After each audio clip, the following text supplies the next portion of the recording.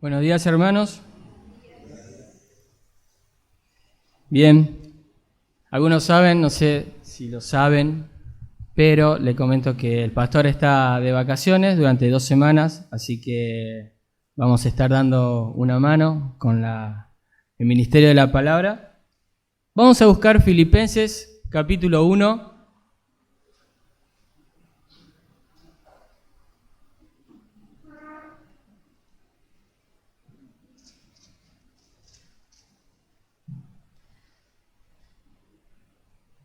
Filipenses capítulo 1, hoy vamos a ver del verso 3 al verso 8. Del verso 3 al verso 8. Pero antes vamos a ver una introducción, vamos a comentar un poco de en qué circunstancia fue escrita esta carta. Pablo la escribió a los filipenses. Hay algo que se repite mucho, que es el gozo, que vamos a ver ese tema. Y podemos recordar que Pablo estaba encarcelado en Roma, esperando el veredicto de su caso. Pudo escribir desde ese lugar esta carta de Efesios, Colosenses, Filemón y Filipenses, que hoy vamos a ver.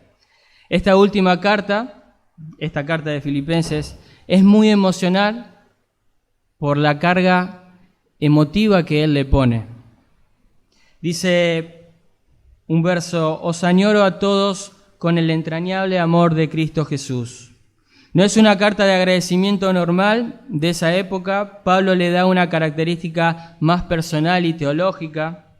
La carta es dirigida a la iglesia y a sus líderes, con una excepción. En capítulo 4, verso 3 de Filipenses dice: en verdad, fiel compañero, también te ruego que ayudes a estas mujeres que han compartido en mis luchas, ¿no? Hablando de Bodia y Síntique.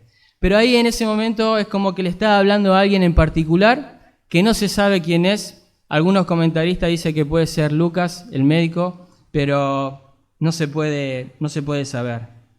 Pero seguramente entiendo yo que la persona, cuando fue leída la carta, entendía que estaba hablando de él, ¿no? Y enseguida captó la idea de que él debía ayudar a estas personas. Bueno, por último, podemos decir que la carta fue llevada por el mismo Epafrodito, que hoy vamos a ver quién fue. En primer lugar, quería expresar gratitud Pablo con la carta por la ofrenda y su servicio. Filipenses capítulo 1, verso 3 dice: doy gracias a mi Dios siempre que me acuerdo de vosotros, que hoy vamos a ver. Pero el 4:10 dice: me alegré grandemente o me gocé grandemente en el Señor de que ya al fin habéis reavivado vuestro cuidado para conmigo. En verdad, antes os preocupabais, pero os faltaba la oportunidad. Y bueno, y justamente él está escribiendo porque había recibido de Epafrodito esas donaciones, esas cosas que necesitaban para suplir su necesidad. Y entonces él escribe agradeciendo por ese motivo. En segundo lugar, quería que supieran por qué enviaba de vuelta a Epafrodito. Por ejemplo, en capítulo 2, pueden ver ahí, verso 25. Claramente le dice: pero creí necesario enviaros a Epafrodito, mi hermano, colaborador y compañero de milicia, quien también es vuestro mensajero y servidor para mis necesidades. Cumplía una doble función este hermano. Llevaba mensajes, seguramente llevaba saludos, llevaba información. Mirá, esto está pasando en Filipo. Y también llevaba cosas para poder suplir las necesidades del hermano. Y dice el 26, porque os añoraba a todos vosotros y estaba angustiado porque habías oído que se había enfermado. Parece que Epafrodito, yendo hacia el lugar, hacia Roma, a visitar a Pablo, se agarró algo y estuvo muy mal. Y ahí la información iba y venía, porque por las carreteras que Roma había hecho. Y ellos se habían enterado que Epafrodito, el siervo que mandaron para ayudar a Pablo, se había enfermado. Ahora, la reacción de Epafrodito fue: pues en verdad estuvo enfermo, dice Pablo, y a punto de morir. Pero Dios tuvo misericordia de él, y no solo de él, sino que también de mí, para que yo no tuviera tristeza sobre tristeza. Y entonces acá da la razón, el verso 28. Así que lo he enviado con mayor solicitud para que a verlo de nuevo os regocijéis y yo esté más tranquilo en cuanto a vosotros. ¿Ves? En tercer lugar, escribió para dar exhortaciones con respecto a la unidad y a los falsos maestros. Bueno, un versículo, por ejemplo, dice 3:2, ahí liviano, Pablo dice: cuidado de los perros, cuidado de los malos obreros, cuidado de la falsa circuncisión. No sabemos bien si estas personas se estaban introduciendo en la iglesia o si estaban dando vuelta por ahí, pero a él le había llegado esta información y quería a través de esta carta poder advertirle sobre eso. El 3:18 dice: porque muchos andan como os he dicho muchas veces, y ahora os los digo aún llorando, que son enemigos de la cruz. Está hablando de estos perros, de estos malos obreros. Después otro tema que abarca es la unidad. Dice Filipenses 2:2, haced completo mi gozo, siendo del mismo sentir, conservando el mismo amor, unidos en espíritu, dedicados a un mismo propósito. ¿Ves? Parece que entre hermanos había cierta diferencia y no se estaban llevando bien. Bueno, de hecho, capítulo 4, verso 2, dice: ruego a Evodia y a Síntique que vivan en armonía. Parece que ahí se están sacando chispas. Entonces, a él le llegó eso y quiere abarcar ese tema, quiere exhortar, quiere darle a entender, no tiene que hacer así. Están perdiendo la unidad en Cristo. Y por último, en cuarto lugar, el tema que predomina es el gozo. Un versículo nada más, hoy vamos a ver varios, pero Filipenses 4:4 dice así: regocijaos en el Señor siempre, y otra vez lo diré, regocijaos. Pablo nombra 17 veces la palabra gozo en toda la carta. Parece que quiere decir esto, mirá: yo desde la prisión me regocijo en Cristo, ustedes también deben hacerlo en donde están. La clave para vivir gozoso está en mi relación con Cristo. ¿Puede gozarse una persona que tiene necesidades, que tiene preocupación por otra persona, que tiene en su mente que está a punto de morir? ¿Puede gozarse en situaciones como esa? Bueno, eso es lo que está diciendo Pablo. Sí se puede, pero se puede en Cristo. Hace un tiempo me tocaba visitar a una persona y la charla siempre estaba en todos los problemas que ella tenía, y tenía muchos problemas. Por ejemplo, había tenido problemas en su niñez con sus padres, había tenido problemas cuando era adulta de abuso, tenía problemas con su marido alcohólico, tenía problemas con sus hijos, todos conflictivos, ¿no? Y tenía un montón de problemas. Ahora, me llamaba siempre la atención en que parecía que sus problemas eran más grandes que nuestro Dios, que ella se enfocaba tanto en los problemas que no podía gozarse en Dios. Y siempre me llamó la atención de que nunca podía superar nada de eso. Bueno, lo que vamos a ver hoy es: el obrar de Dios en tus hermanos debe producir gozo en tu vida. El obrar de Dios en tus hermanos debe producir gozo en tu vida. Hoy veremos 4 factores en los que podemos observar si nos estamos regocijando en Cristo y si este gozo es algo que me caracteriza como creyente. Chequear si realmente nos estamos gozando. Por ejemplo, del verso 3 al 4, del 3 al 4 vamos a ver: el gozo es por la salvación de ellos, de los hermanos. En el verso 5 vamos a ver: el gozo es por el compañerismo en el Evangelio. En el verso 6, el gozo por su perfección segura en ellos. Y por último, del 7 al 8, el gozo es por el amor constante de los hermanos. Vamos a leerlo y empezamos a mirarlo. Filipenses capítulo 1, verso 3. Dice, doy gracias a mi Dios siempre que me acuerdo de vosotros, orando siempre con gozo en cada una de mis oraciones por todos vosotros, por vuestra participación en el Evangelio desde el primer día hasta ahora, estando convencido precisamente de esto, que el que comenzó en vosotros la buena obra, la perfeccionará hasta el día de Cristo Jesús. Es justo que yo sienta esto acerca de todos vosotros, porque os llevo en el corazón, pues tanto en mis prisiones como en la defensa y confirmación del Evangelio, todos vosotros sois participantes conmigo de la gracia. Porque Dios me es testigo de cuánto os añoro a todos con el entrañable amor de Cristo Jesús. El gozo es por la salvación de ellos. Fíjate, verso 3.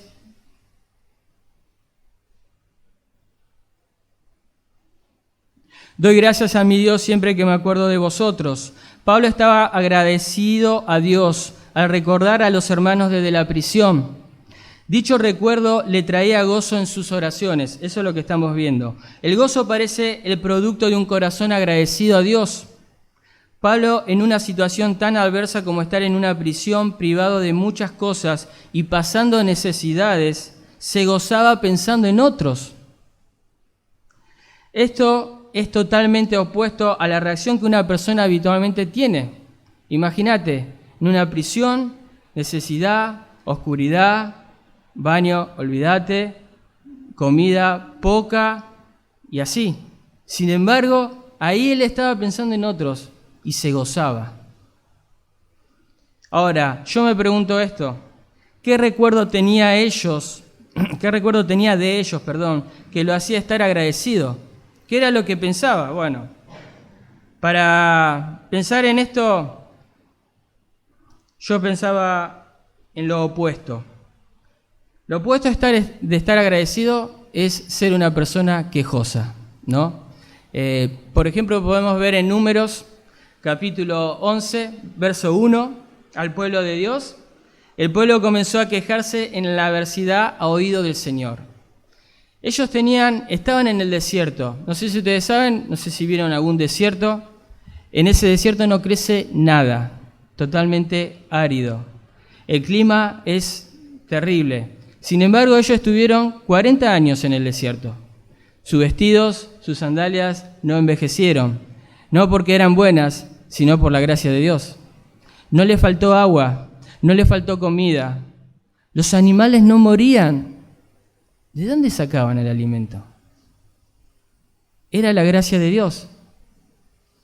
Sin embargo, ellos no podían ver esas cosas que Dios hacía. Entonces, la queja es la incapacidad de ver la gracia de Dios. Y entendemos por esto que si vos sos una persona quejosa, evidentemente va a ser muy difícil que te puedas gozar en Dios. Es muy difícil. Y por lo general como cultura, yo entiendo que el argentino es muy quejoso. ¿No es así? Amén. Pablo fue recibido desde el primer momento, dice. Tenía los más hermosos recuerdos de ellos. Mirá, en Hechos capítulo 16, verso 14 dice, y estaba escuchando a cierta mujer llamada Lidia, de la ciudad de Tiatira, vendedora de telas de púrpura, que adoraba a Dios. Y el Señor abrió su corazón para que recibiera lo que Pablo decía. Cuando ella y su familia se bautizaron, nos rogó diciendo, si juzgáis que yo soy fiel al Señor, venid a mi casa y quedaos en ella.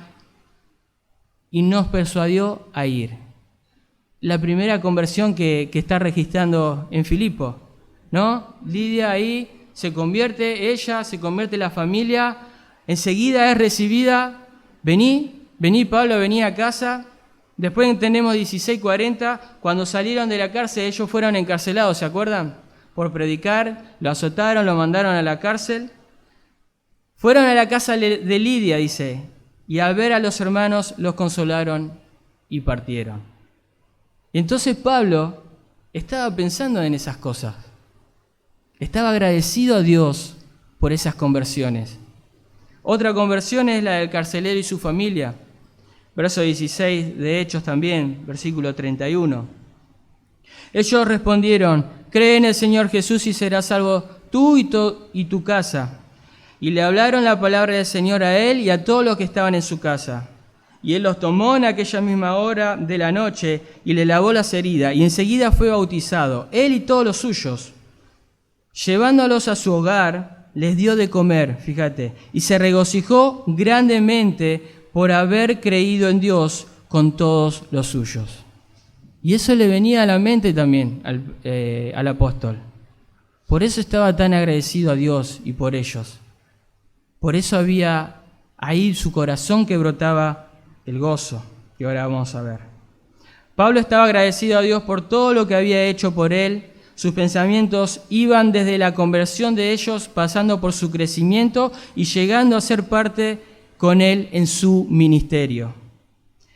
Verso 4, 1:4 dice: orando siempre con gozo en cada una de mis oraciones por todos vosotros. Pablo intercedía por sus hermanos en Filipo de una forma particular, el gozo que sentía por ellos.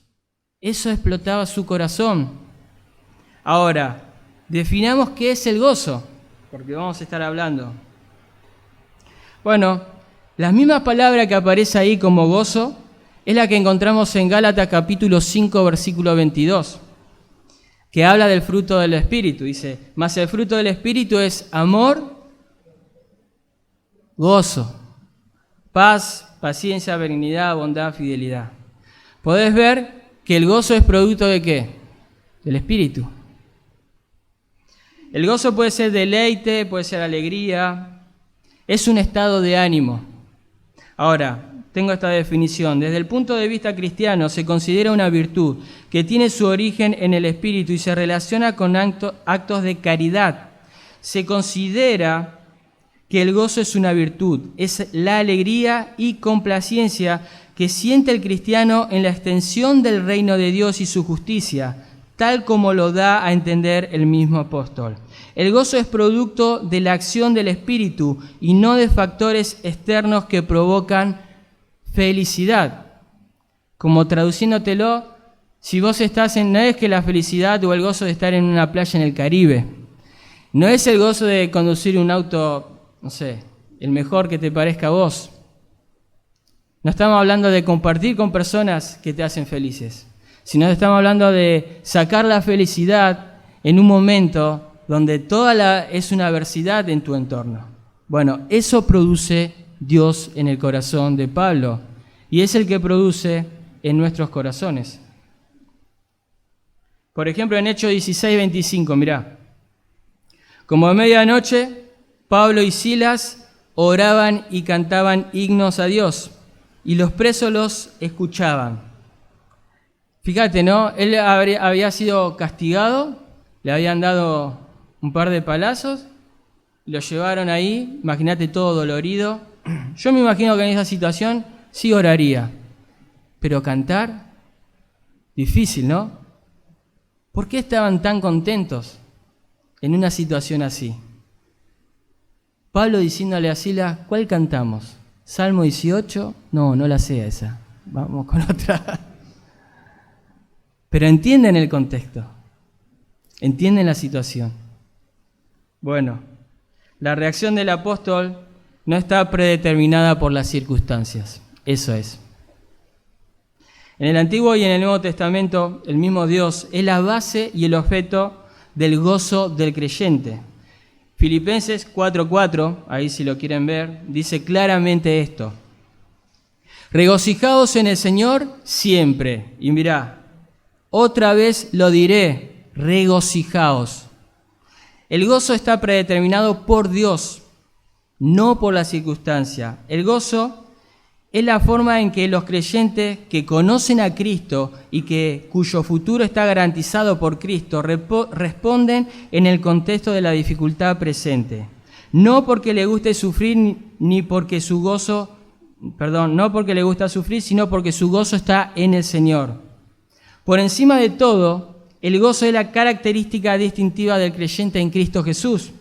Y esta carta aparece más frecuentemente como un imperativo. Es una orden. Dios nos manda a gozarnos. No es una opción. Vos tenés que gozarte. Yo tengo que gozarme. Lo tenemos que hacer en Cristo, más allá de las circunstancias. Quizá esta persona, cuando arranqué, que no podía encontrar el gozo en esas situaciones tan difíciles, es porque quizás no se estaba gozando en el Señor. Las situaciones y las pruebas y circunstancias muy difíciles que te presentan en la vida, a cada uno de nosotros, no pueden superar el gozo que te da Dios. Dice el 3.1, como para cerrar la idea: por lo demás, hermanos míos, regocijaos en el Señor. Ahora, ¿cuáles son las cosas que traen gozo a tu vida? ¿Cuáles son? ¿Son circunstancias? ¿Es una relación con Cristo? ¿Te regocijás en Cristo? ¿El hermano en Cristo es producto de gozo en tu vida? El hermano que crece, el hermano que ves cada domingo, el hermano con quien te mensajeás, ¿ese es producto de tu gozo? Esto nos lleva al punto 2, el verso 5. El gozo es por el compañerismo del Evangelio. Pablo reflexiona sobre la fidelidad de ellos por el obrar de Dios en sus vidas. El verso 5 dice así: por vuestra participación en el Evangelio desde el primer día hasta ahora. El recuerdo de Pablo se remonta a los comienzos de la iglesia de Filipo, como vimos recién, y también hace referencia al presente, donde lo apoyaron en su ministerio para sus necesidades y fueron parte de la predicación del Evangelio en la región. Bueno, ahora vamos a ver que ellos no era que quedaban callados cuando el apóstol estuvo preso. ¿De qué forma eran partícipes del Evangelio? Bueno, suplían las necesidades para que el Evangelio sea predicado. Filipenses capítulo 4, verso 15, fíjate ahí, dice: y vosotros mismos también sabéis, filipenses, que al comienzo de la predicación del Evangelio, después que partí de Macedonia, es decir, que después que se fue de Filipo, dice: ninguna iglesia compartió conmigo en cuestión de dar y recibir, sino vosotros solos. Ellos sí hicieron parte de su ministerio. Y ellos no era que les sobraban las cosas, no, porque en el capítulo 4 podemos ver que ellos daban realmente de un corazón dadivoso. Pero sí tenían en el corazón ser parte del Evangelio, sosteniendo al apóstol. Eran influenciados por el apóstol a seguir predicando. 1.14 dice de Filipenses: y que la mayoría de los hermanos, confiando en el Señor por causa de mis prisiones, tienen mucho más valor para hablar de la palabra de Dios. El apóstol estaba preso y decía: ¿qué pasó? Nuestro líder espiritual ya no está con nosotros. ¿Qué hicieron? ¿Se quedaron callados? No, tomaron más valor y salieron a predicar. Algunos, como entendemos, era por envidia y rivalidad, pero otros de buen corazón. Predicar a Cristo llevar las buenas nuevas trae gozo a tu vida. 1.16 de Filipenses: esto lo hacen por amor, sabiendo que han sido designados para la defensa del Evangelio. Y si aquellos proclaman a Cristo por ambición personal, ¿ves? Como decíamos recién, no con sinceridad, pensando causarme angustia en mis prisiones. Entonces reflexiona el apóstol y dice: ¿entonces qué? De todas maneras, ya sea fingidamente o en verdad, Cristo es proclamado, y en esto me regocijo, sí, y me regocijaré. ¿Por qué? Porque Cristo estaba siendo predicado. Ellos no callaban. Como preguntas para reflexionar: ¿te juntás con otros hermanos para poder predicar el Evangelio? ¿Te juntás con otro y decís: che, vamos a visitar a tal persona y vamos a compartirle? También es de ánimo cuando compartimos con un hermano: mira, le estuve hablando a tal persona. Y la persona empezó a entender el Evangelio. Y es de ánimo, porque vemos la mano de Dios ahí. obrando en el corazón de una persona. Bueno, ellos eran parte. No podemos quedar, no ser una iglesia apática, hermanos apáticos que no quieran compartir lo que Cristo hizo en su vida. Hay que hacerlo, hay que ser parte. Tenés en cuenta que poder ser parte también apoyando a un misionero o a un predicador. ¿Qué es la idea acá? Ellos estaban apoyando al apóstol, él encarcelado, y ellos lo apoyaban, suplían sus necesidades, eran parte. Quizás algunos de ustedes no tienen la oportunidad de ir hasta el lugar, pero sí Dios le da la oportunidad de poder suplir necesidades por ese hermano que está yendo. Interesarme por ese hermano que está ahí, porque está sostenido y está siendo fiel a la prédica del Evangelio. Bueno, pensemos en eso. Nos lleva al tercer punto, el verso 6. Acá quizá vamos a tardar un poquito más, pero está bueno. Es un pasaje muy conocido. Dice, estando convencido precisamente de esto, el que comenzó en vosotros la buena obra, la perfeccionará hasta el día de Cristo Jesús. Este es un testimonio de fidelidad de los hermanos de Filipo. Como dijimos antes, el de haber sido parte del Evangelio desde el principio, como leíamos en Hechos, es la evidencia de que Dios empieza su obra desde el primer día de convertido y que lo mantiene durante toda la vida del creyente en la tierra y que tiene su culminación en el cielo con Cristo. Pensar lo que hace Dios en tus hermanos y quizás en ti, eso debe provocar gozo. Pablo sabía que era parte de esa obra en Cristo que empezó en ellos y que Dios prometía terminarla. Sea que Pablo viviera o muriera, Dios terminaría su obra. Es decir, no dependía de Pablo, pero Pablo trabajaba como si dependiera de él. 1 Corintios 3:6 dice, yo planté, Apolos regó, pero Dios ha dado el crecimiento. Así que ni el que planta, resume, ni el que riega es algo, sino Dios que da el crecimiento. Ahora nos preguntamos, ¿qué obra comenzó? ¿Qué obra comenzó? Bueno, ¿y cuándo comenzó? En Tito, capítulo 3, verso 4, podemos ver esto, mirá. Pero cuando se manifestó la bondad de Dios, nuestro Salvador, su amor hacia la humanidad, Él nos salvó. No por obra de justicia que nosotros hubiéramos hecho, sino conforme a su misericordia, por medio del lavamiento de la regeneración y la renovación del Espíritu Santo. Esto lo hace Dios en la persona. Dios cambia la naturaleza, Dios cambia el corazón. Entonces comienza cuando la persona es salva, cuando es convertido y experimenta el nacimiento espiritual. Esto da comienzo a la obra de Cristo en nosotros. Nos da una nueva naturaleza para poder reaccionar a la voluntad de Dios, que antes no podíamos. Es como pensar quizás en Ezequiel capítulo 36, donde Dios dice que en un futuro va a ser el pueblo judío, va a sacar un corazón de piedra y va a poner un corazón de carne, pero un corazón de carne que pueda y acepte la voluntad de Dios y a obedecerla y se sujeta a ella. Bueno, eso pasa. Antes estábamos muertos espiritualmente, pero gracias a que Dios regeneró nuestra vida a través del Espíritu Santo, hoy podemos obedecerle y vivir para Él. Ahora, sabemos que empieza en la conversión. Ahora, ¿qué quiere hacer o en qué consiste la obra de Dios? Nos preguntamos. Efesios capítulo 4, verso 13. Efesios capítulo 4, verso 13. Dice, hasta que todos lleguemos a la unidad de la fe y del conocimiento pleno del Hijo de Dios, a la condición de un hombre maduro, a la medida de la estatura de la plenitud de Cristo. Pablo está diciendo que tengamos las cualidades de Cristo, los rasgos característicos del Señor. Esto es a través de la oración y del estudio de su palabra. Dios hace su obra a través de la palabra.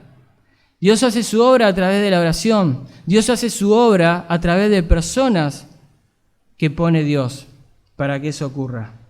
En Gálatas capítulo 4, verso 19 dice: hijos míos, por quienes de nuevo sufro dolores de parto hasta que Cristo sea formado. ¿Quién debe ser formado en ustedes? Cristo. Romanos 8, 29 dice: porque a los que de antemano conoció, también los predestinó a ser hechos conforme a la imagen ¿de quién? De su Hijo. En el 1500 había una iglesia en Italia, creo que se llama San Francisco. Había encargado a 2 escultores hacer una estatua para el frente de la iglesia. Entonces traen una roca como de 4 metros, enorme, para que estos 2 escultores puedan hacer esa estatua que le había pedido esta iglesia. Estamos hablando del 1500. Y bueno, dice que estos 2 escultores empezaron a trabajar en esta roca, pero dice que no pudieron hacer nada. Y de hecho, dice que arruinaron esta roca. Dice que la arruinaron de tal forma, dice que no servía para nada, había quedado irregular, es decir, era angosta abajo y arriba era grande, totalmente irregular. Bueno, pasaron los años, creo que entre unos 20 y 40 años, la roca quedó ahí, quedó tirada en el patio de esta catedral. Y entonces vino un hombre que sí tomó ese desafío de querer hacer esto. Bueno, este hombre era Miguel Ángel. Miguel Ángel agarró y dijo: bueno, voy a hacer algo con esta roca. Y cuando esta roca había sido desechada, ¿no?, porque no servía, Miguel Ángel pudo ver ahí su obra de arte. Miguel Ángel, cuando vio la roca así toda deforme, no estaba pensando en la roca deforme, sino en la imagen que él iba a tallar ahí. De una forma como absurda, poder decirte que él ya estaba pensando en hacer un hombre desnudo con una onda y una piedra. Y él empezó su trabajo a los 26 años. Él ya había hecho la piedad en el Vaticano, pero sin embargo, él agarró y empezó durante 3 años a sacar lo que faltaba. De a poco fue tallando esa roca. Y en esa roca hoy podemos ver al David de Miguel Ángel. Dios no está siendo improvisado con ustedes. Dios ya sabe la imagen que va a ser en vos. Así como Miguel Ángel veía al David, Dios está mirando a Cristo en ustedes. Y hay que sacar cosas, ¿no? Y hay cosas que va a sacar Dios que seguramente van a doler, ¿no? Pero Dios empezó su obra y la va a terminar. Así como esa roca que fue desechada, Dios, lo vil y lo despreciado del mundo, escogió Dios para hacer una obra buena. Dios no quiere hacer una versión mejorada de vos. No está interesado en mejorar tu vida. Dios quiere convertirte en algo mucho más sublime.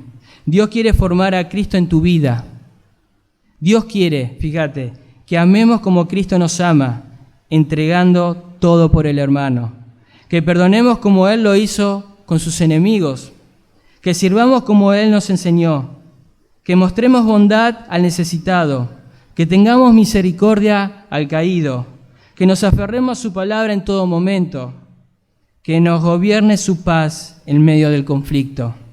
Y que nos gocemos en su obra. Y así podemos ir nombrando todas las cosas que Dios va a hacer en nosotros. Dios va a transformar nuestra vida a la imagen de Cristo porque Él lo prometió. Esto me llevaba, hay una doctrina, seguramente quizás algunos la escucharon, que se llama la perseverancia de los santos. Por ejemplo, una definición de un teólogo, Berkhof, dice así: hablando de una forma estricta, no el hombre, sino es Dios es el que persevera.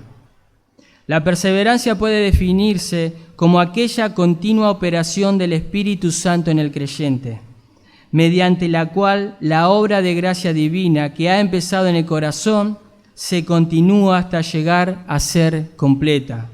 Los creyentes continúan firmes hasta el fin, debido a que Dios nunca abandona su obra. Bueno, entonces me surgió esta pregunta. Dice, ¿entonces el creyente es pasivo en la obra de Dios? Es decir, se sienta, ¿no? Y bueno, en algún momento va a empezar Dios conmigo, ¿no? Filipenses, si pueden buscar, esto es interesante. Filipenses capítulo 2, verso 12 al 13.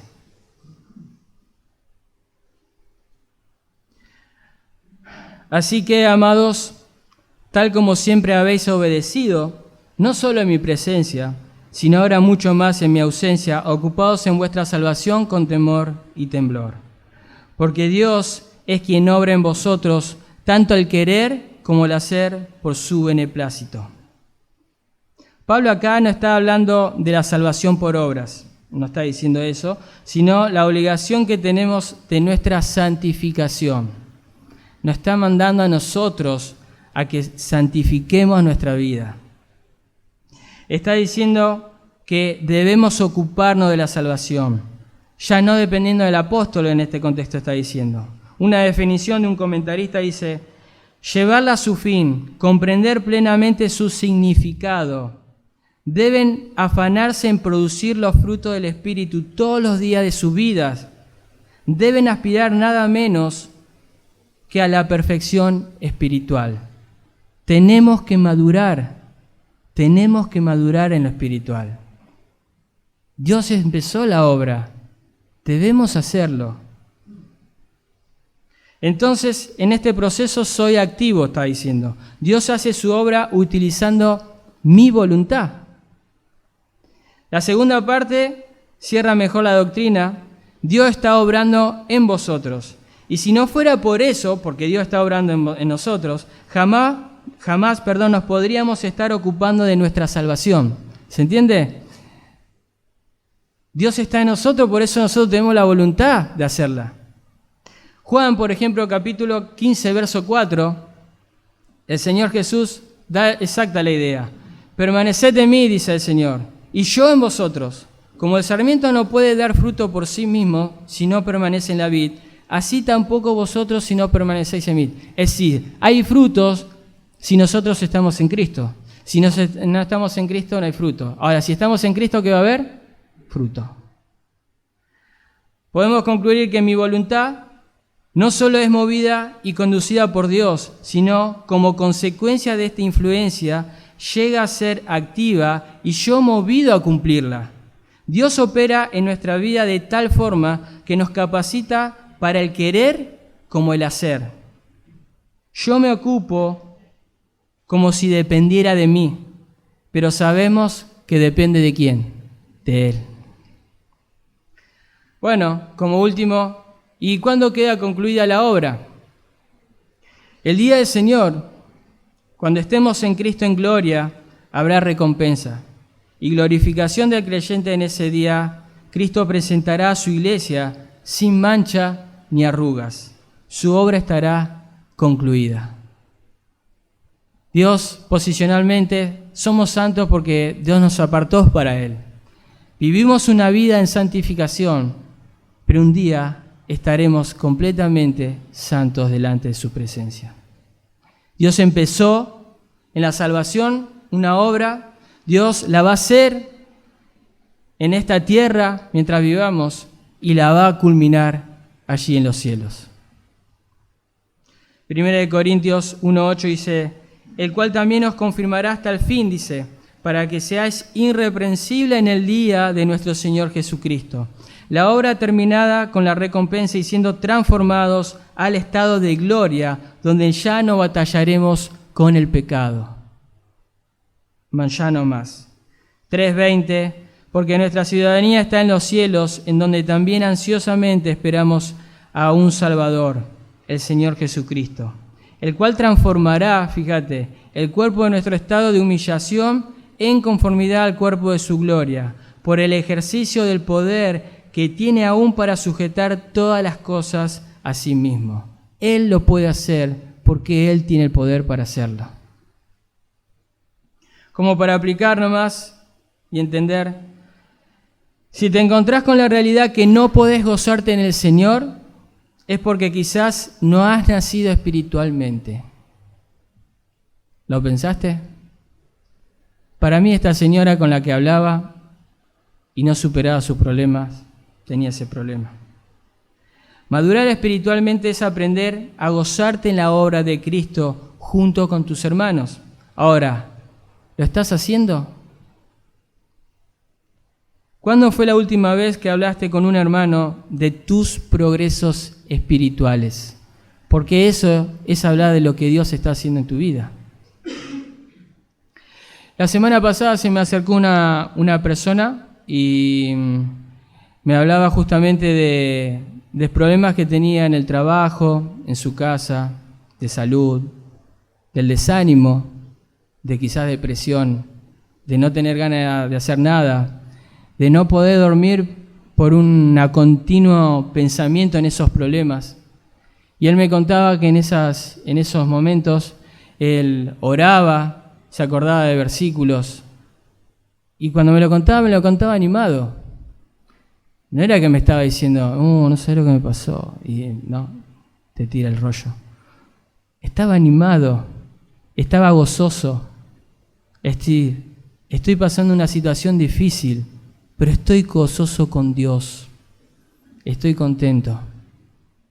Y la verdad eso anima, bendice, te da gozo, porque le querés decir, dale, adelante, aferrate a Dios, aferrate a Cristo, porque Dios es bueno, es fiel.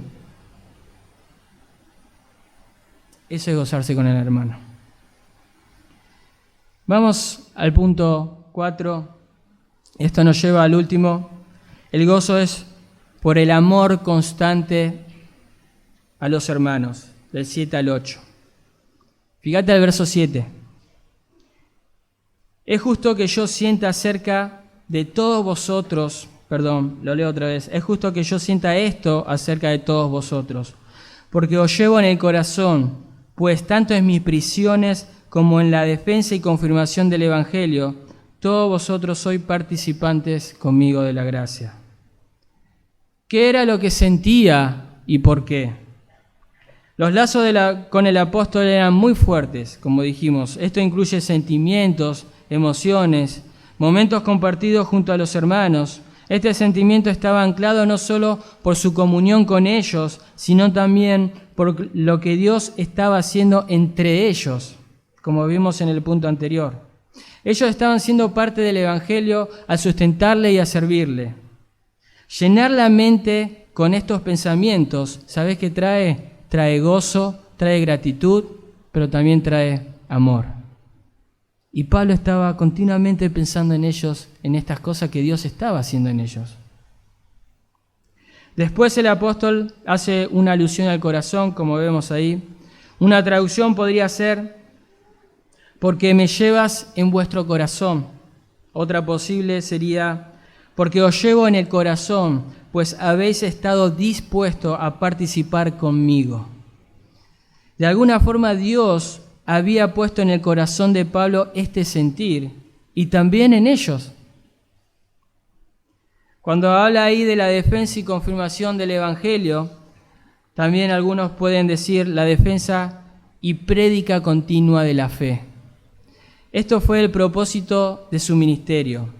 No solo defender su fe, sino sufrir por ella. El sufrir las consecuencias de lo que predicaba confirmaba su fe. Pablo no solo estaba dispuesto a defender sus creencias, sino a morir por ella. ¿Qué ejemplo nos deja, no?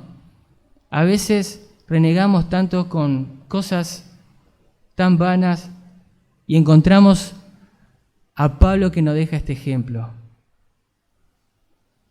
Verso 1:21 de Filipenses claramente dice, pues para mí el vivir es Cristo y el morir es ganancia. Y en este contexto podemos decir que el apóstol estaba cumpliendo su ministerio con gozo y recibiendo y dando amor. El apóstol estaba preso por el Evangelio de Cristo y ellos estaban identificados con las prisiones del apóstol. Esto traería gracia no solo a Pablo, sino también a la iglesia de Filipo. Ellos estaban totalmente identificados con él. Si Pablo estaba ahí y no estaba callado, él predicaba. En el pretorio ya sabían que él predicaba. En la casa de César sabía que predicaba. Había conversión, como si no estuviera encarcelado. Mandaba carta, exhortaba a la iglesia, el evangelio.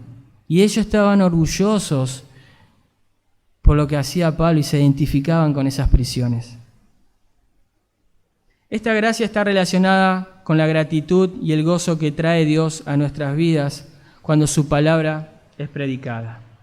Nos podemos preguntar en esto, ¿qué tiene que ver el gozo con el amor? Verso 8, último ahí. Porque Dios me es testigo de cuánto os añoro a todos vosotros. Porque Dios me es testigo de cuánto os añoro a todos con el entrañable amor de Cristo. El apóstol ya había declarado que sentía por ellos y también que lo llevaba en su corazón, y ahora apelaba como testigo a Dios, que es justo, que es soberano, que es omnisciente, en donde no hay engaño y es veraz, y sobre todo juzga el corazón del hombre y sus pensamientos. Lo que está haciendo Pablo es como si fuera un juramento, el cual Dios es el garante del cumplimiento de dicha declaración. Pensando en esto, podemos decir que se gozaba en este amor que tenía por ellos y que ellos tenían por él. Realmente lo amaba de gran manera. Amor y corazón, podemos hacer un concepto de eso, y se habla de un órgano del cuerpo que reacciona a emociones intensas. Eso es lo que sentía él. Lo que Pablo experimentaba era un amor compasivo, que es el amor que Cristo muestra por nosotros y que ha puesto en cada uno de sus hijos. El amor que incluye es una entrega absoluta y total de uno, como mostró Cristo, dando su vida por sus amigos. ¿Se acuerdan? Juan capítulo 15, verso 12 dice así: y este es mi mandamiento, dice Jesús, que os améis unos a otros, así como yo os he amado. Nadie tiene un amor mayor que este, que uno dé su vida por sus amigos. Y Pablo estaba dispuesto a dar su vida, sea por vida, ¿se acuerdan?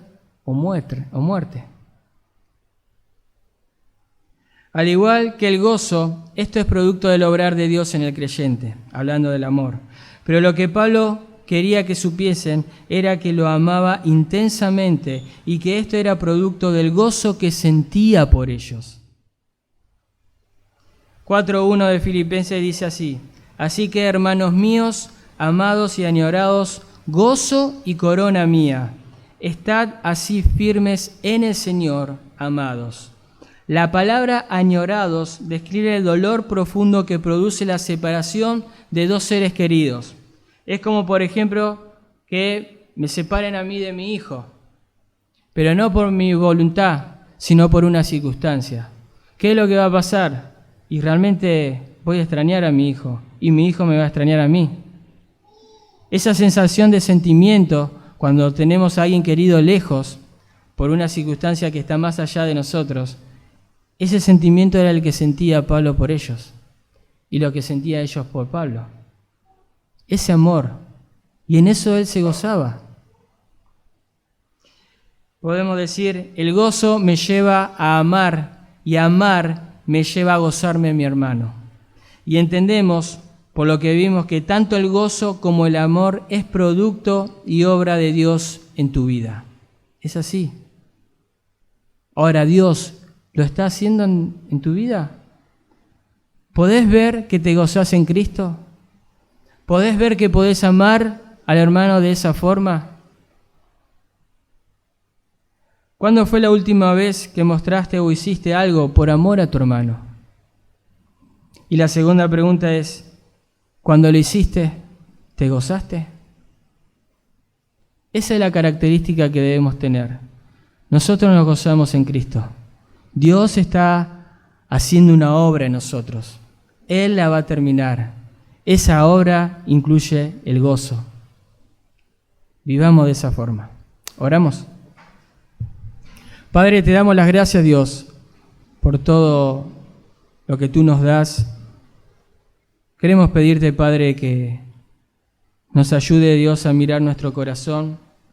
Realmente, si nos estamos gozando en Cristo, si realmente tú eres nuestro gozo, si nos gozamos cuando vemos la conversión de nuestros hermanos, cuando vemos su crecimiento, cuando vemos el amor que ellos muestran, ayúdanos, Dios, a que esta iglesia y cada uno de nosotros podamos vivir este gozo. Padre, te pedimos que cambie nuestras vidas, Señor. Te pedimos que tu gracia pueda hacer esa obra tan maravillosa. Ayúdanos, Dios, a hacerlo para tu gloria. En Cristo Jesús. Amén.